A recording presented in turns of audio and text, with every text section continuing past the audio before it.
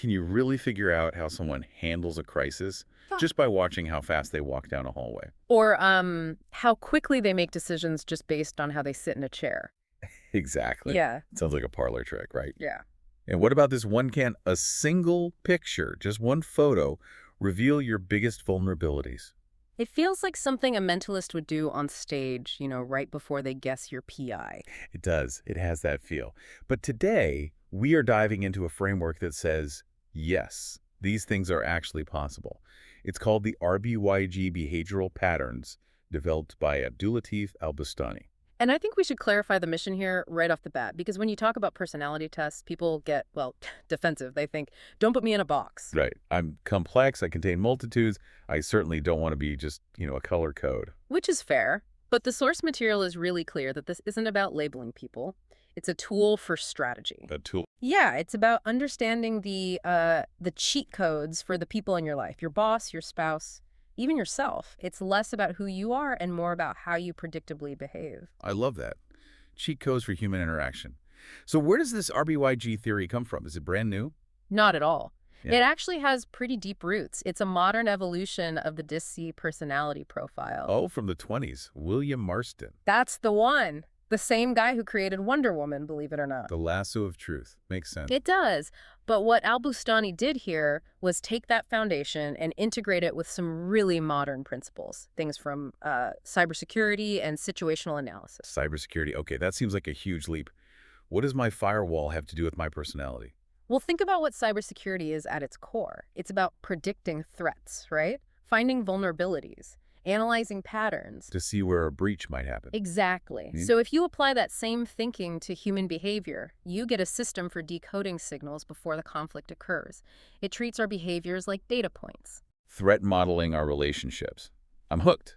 Okay, let's decode this thing. We have 4 colors. Red, blue, yellow, green. RBYG. But before we get to the colors, you have to understand the system underneath it all. The compass. Right, there are 2 axes. Precisely. If you just memorize red is angry, you miss the whole point. You have to picture a giant plus sign creating 4 quadrants. Okay. The vertical axis is about focus. At Sure. the top, you have tasks. The doers, the people who just want to get the job done. Right. They prioritize hitting goals, seeing results. If feelings get hurt, well, that's just collateral damage. And the other end of that axis. People. These are the folks who prioritize the group, the relationships, the vibe. They'd rather miss a deadline than kill team morale. That's a perfect way to put it. So that's axis 1, task versus people. What's the second axis? The horizontal one. That's about pace and exposure. It's direct versus indirect. So, loud versus quiet. Kind of. Direct people are fast, maybe a bit confrontational. They tackle problems head on. Indirect people are more cautious, slower, maybe more behind the scenes. Okay, so if I picture that, we have 4 zones where these lines cross. And that's where the 4 colors live. Let's jump into the first one then, R red.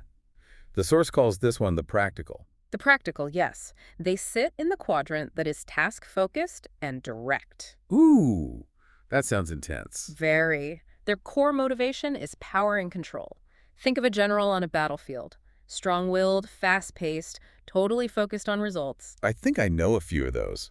What's a giveaway? If I walk into an office, how do I spot a red? Look at their desk. The source has this great detail. Their desk is organized, but it's not neat. It's functional. Zero clutter. Ready for action. Ruthlessly efficient. And here's a really interesting part about their decision-making. A red will make a call when they only have about 60 to 70% of the data. Really? They don't wait for the full picture? Nope. They hate wasting time more than they hate being wrong.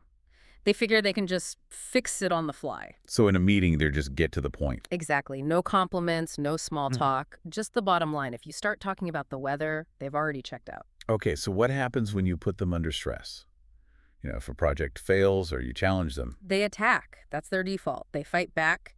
They get louder. Their psychological safety comes from being in control. So if they feel they're losing it, they try to seize it back aggressively. Okay, so that's the red. High speed, high control. What about B, blue?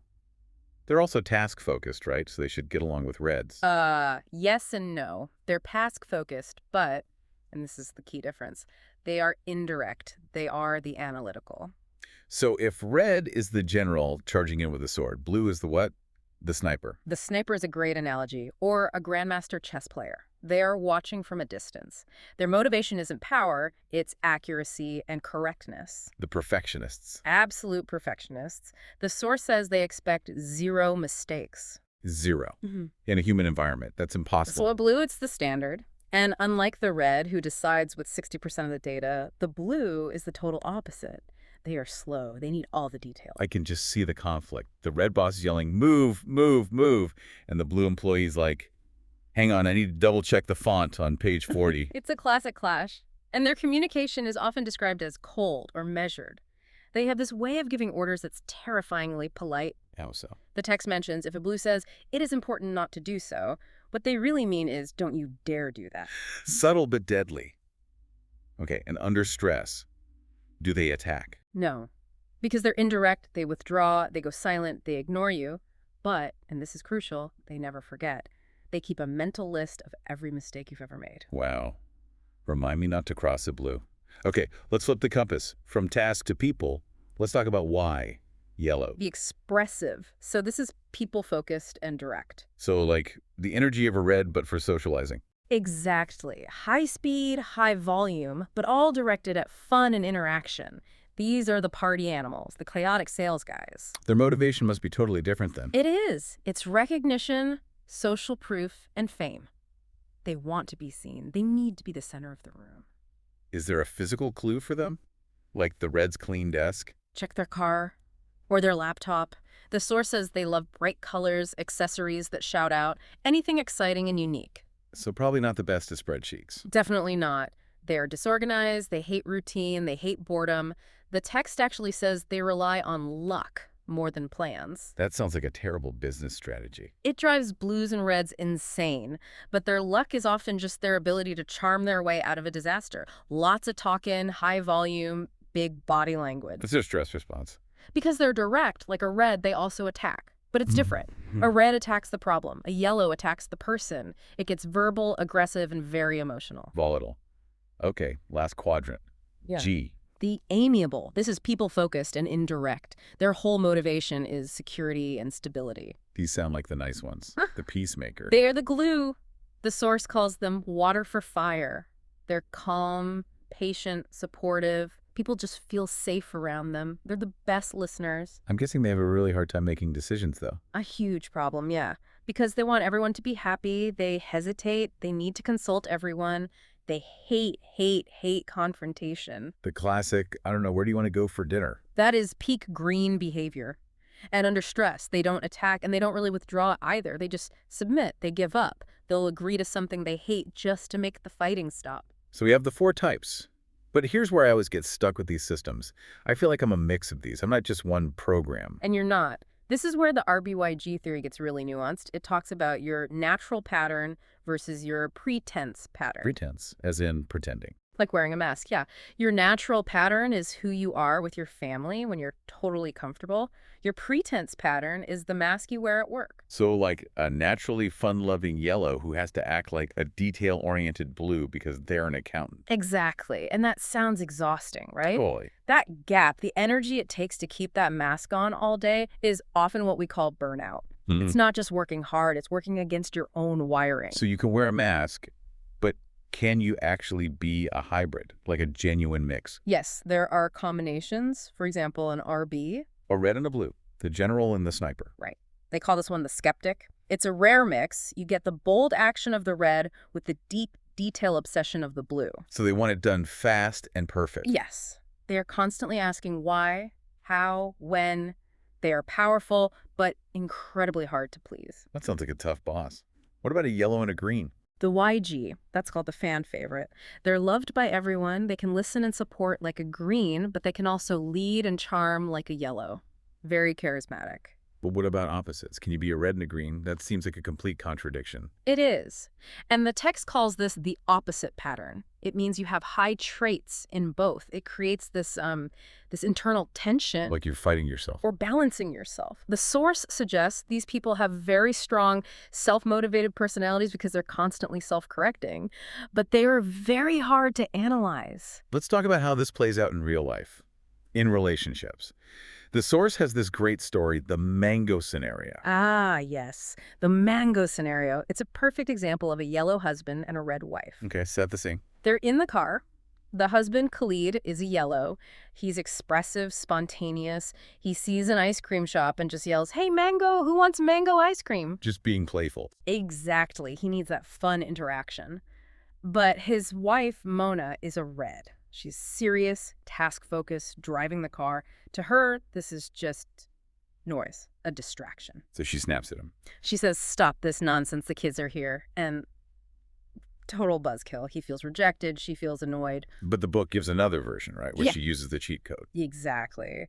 In scenario 2, she understands he's a yellow. She knows he doesn't actually care about the mango. He cares about the playful interaction. So when he shouts, "Hey, mango," She played along. she says, "Okay, mango, let's get some." And the result is harmony. It seems trivial, but it shows how understanding the pattern can stop these small things from piling up. It's not just relationships, it's work, too. Let's talk about the try to and try not to lists, especially for the task-oriented types. How do you deal with a red boss? Okay, the number one do for a red is be on point, save their time, give them the headline first, and this is key, give them control. Present the facts, but let them make the final call. So here's the situation. Here are two options. What's your decision? Perfect. That's music to a red's ears. And what should you absolutely not do? Never tell them what to do. An order will just frustrate them. And the red line you must never cross is unproductivity or irresponsibility. If you're lazy, you are dead to them. Noted.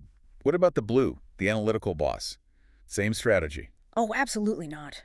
If you only give a blue the headlines, they will think you are sloppy and incompetent. So you need to over-prepare.